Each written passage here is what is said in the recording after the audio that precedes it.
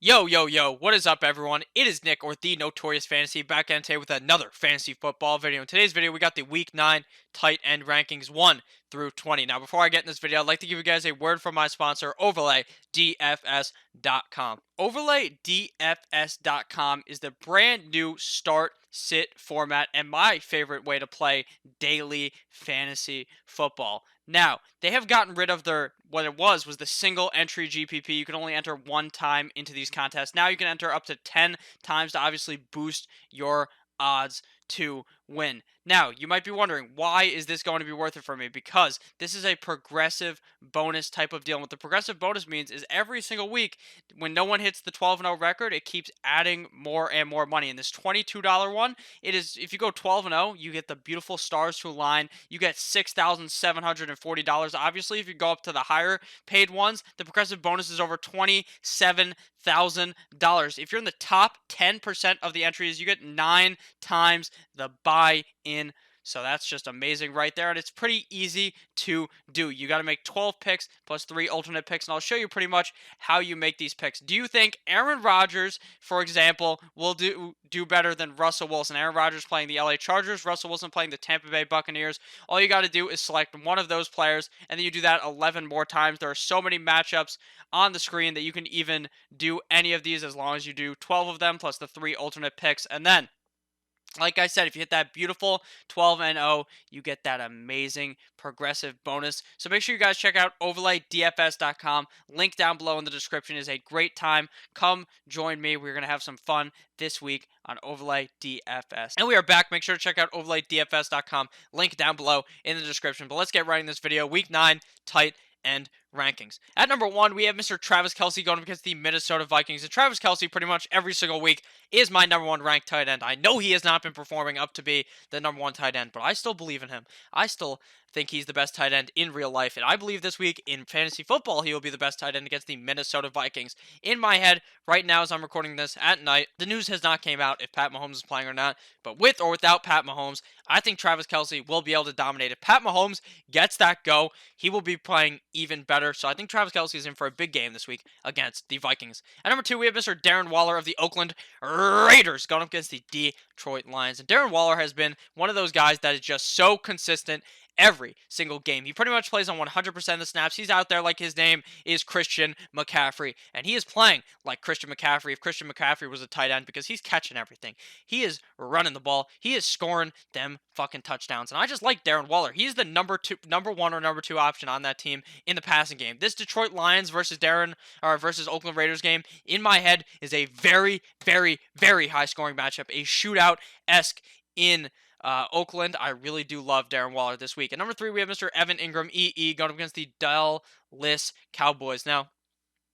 Evan Ingram has been very hit or miss this season. There's games where he's scoring you 20 points. There's games where he shits the bed and he gets hurt. But this game against the Dallas Cowboys, I think they're going to need Evan Ingram. Daniel Jones clearly loves throwing the ball to Evan Ingram. He clearly is a safety net for the young quarterback. And I think that Evan Ingram will be able to perform this week against the Dallas Cowboys. And that's why he is ranked number 3 for this week.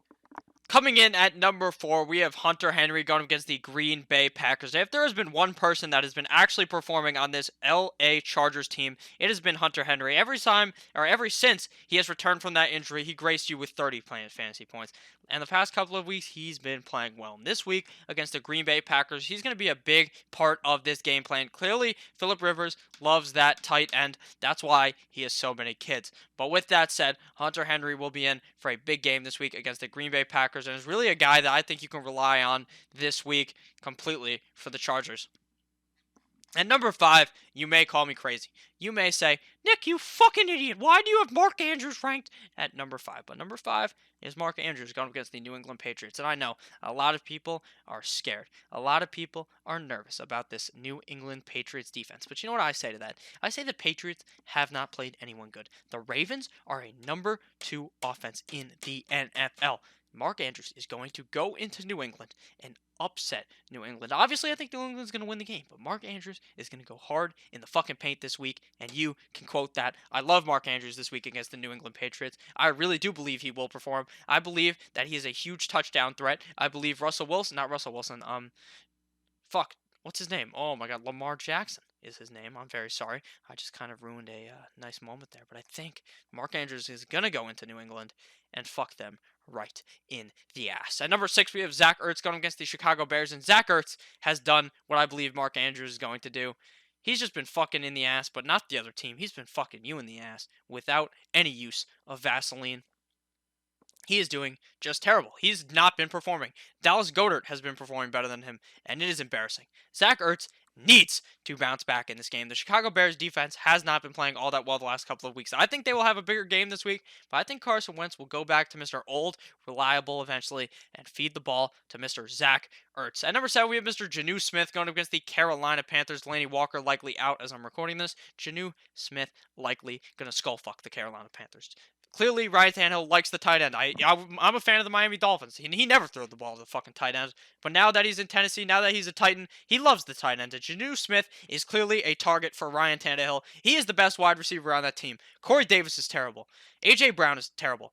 So it's really just Jonnu Smith out there. And I think Jonnu Smith will be able to produce this game and be a top 8 tight end in fantasy football. At number 8, we have drop my drawers and let her see my third leg, Greg Olsen up against the Tennessee Titans. Obviously, the tight end in the matchup against the Carolina Panthers are against the Tennessee Titans. They're both in the same game. Jonnu Smith and Greg Olsen in the ranked back-to-back. How convenient. But Greg Olsen has really not been producing the last couple of weeks. Just like Zach Ertz, he's been shitting in those Huggies. But it's okay because I think Greg Olsen will be able to perform against the Tennessee Titans. The Tennessee Titans defense is pretty good, and they're okay against the tight end. But I think that Greg Olsen will be able to go out there and have a big game. And the tight end position is very, very top-heavy. Once you get past Jonnu Smith, I have not that much confidence in these guys. I really don't, but I've got Greg Olsen ranked so high because I believe that he will be able to produce this game against the Tennessee Titans. At number 9, we have TJ Hawkin God going up against the Oakland Raiders. And I think that this game is very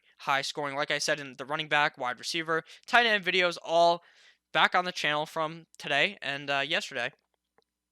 You can go check those out. And I talk about how I think this is going to be a very high-scoring game. I think that TJ Hawkinson is going to go out there and bounce back. TJ Hawkinson has not been playing well the last couple of weeks, but I think that this is a bounce-back spot for Mr. TJ Hawkin God. At number 10, we have Jimmy Graham going up against the LA Superchargers. And Jimmy Graham has been pretty consistent the last couple of weeks. I think that Jimmy Graham finds the end zone in this game. I think that the LA Chargers defense just isn't that good, but Jimmy Graham is very touchdown dependent. Obviously, Aaron Rodgers has started to use him a lot more while going down the field, but I am still worried about him because if he doesn't find that end zone, I am scared. At number 11, we have the 2-touchdown man, Darren Fells, going against the Jacksonville Jaguars in London. And I think that Darren Fells is clearly the tight end one on that team. He has been getting more snaps, more touches, more balls thrown his way than Jordan Akins as the season has gone by. And we saw last week Darren Fells score 2 touchdowns. This week against the Jacksonville Jaguars in a game that I see to be a shootout, I think Darren Fells will be able to perform. It's interesting how there's a shootout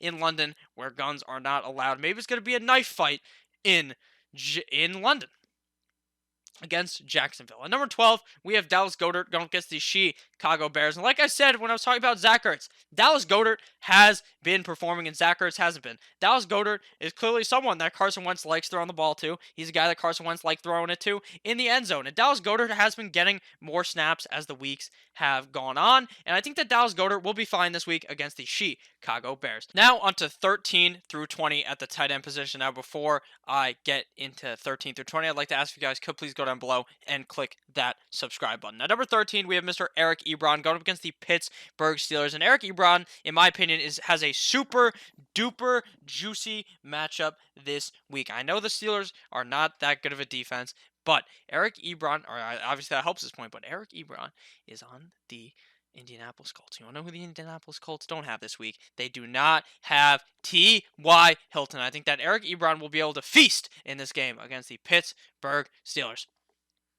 At number 14, we have Mr. Vance McDonald going against the Indianapolis Colts. And last week against Miami, he played okay. And the last couple of weeks, he's just been playing okay since he's returned from that injury. I think that he'll be just okay this week against the Indianapolis Colts. At number 15, we have Mr. CB, Cameron Brate, going against the Seattle Seahawks. Without O.J. Howard, I think Cameron Brate will be able to perform a decent amount. Obviously, you have to worry about the fact that Jameis Winston is throwing the ball. If Jameis Winston looks for him in the end zone like he has been pretty much all season, I think that Cameron Brate will be able to perform if he gets that touchdown. If not, he's he's really going to disappoint you this week. At number 16, we have Mr. Jason Witten going up against the New York Football Giants. And Jason Witten is an old man.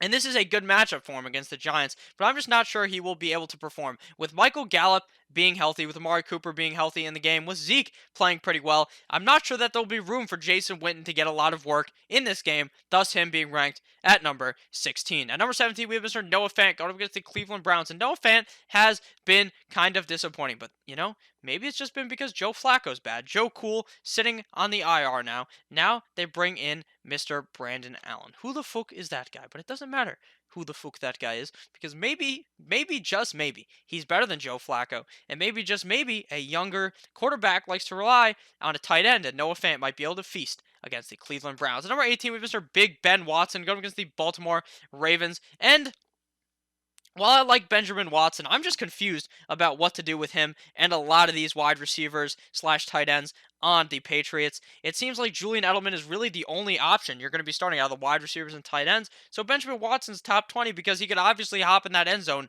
any week, but I just don't think he gets enough work to make him a top 12 guy, and he's definitely going to be touchdown dependent. At number 19, we have Jack Doyle going against the Pittsburgh Steelers, and without T.Y. Hilton, I think that Jack Doyle gets definitely a bump up and obviously into the top 20. If he's able to score, you're going to love him and you're going to love starting him. But if he's not going to be able to, if it's really just the Eric Ebron show like it has been the last couple of weeks, I don't really want to rely on Jack Doyle. And at number 20, the final ranked tight end in my rankings this week is Dawson Knox one time if you're with me. He is going up against the Washington Redskins this week. And the Washington Redskins defense cannot stop anyone. And if there's a week that Dawson Knox one time, if you're with me, is going to be able to perform, it would be this week. But I'm definitely worried about him since Tyler Croft is back. And since they have a lot of other options, Cole Beasley, John Brown, Devin Singletary, Frank Gore, all guys that are pass catchers on that team. So I would be worried about Dawson Knox. But like I said, you can do a lot worse than rolling the dice on Dawson Knox this week. So thank you guys all for watching this video. If at any point you ended up enjoying, if at any point you ended up chuckling, make sure to knock one time on that fucking subscribe button and hit it. I love each and every single one of you guys. Don't you guys ever forget that. Thank you guys so much for 2.8 thousand subscribers as I'm recording this. Maybe we've hit 2.9 thousand subscribers, and that's just beautiful, but it doesn't matter because as long as you guys keep watching the videos, that's all that matters to me. I love each and every single one of you guys, like I just said. Goodbye, my friends.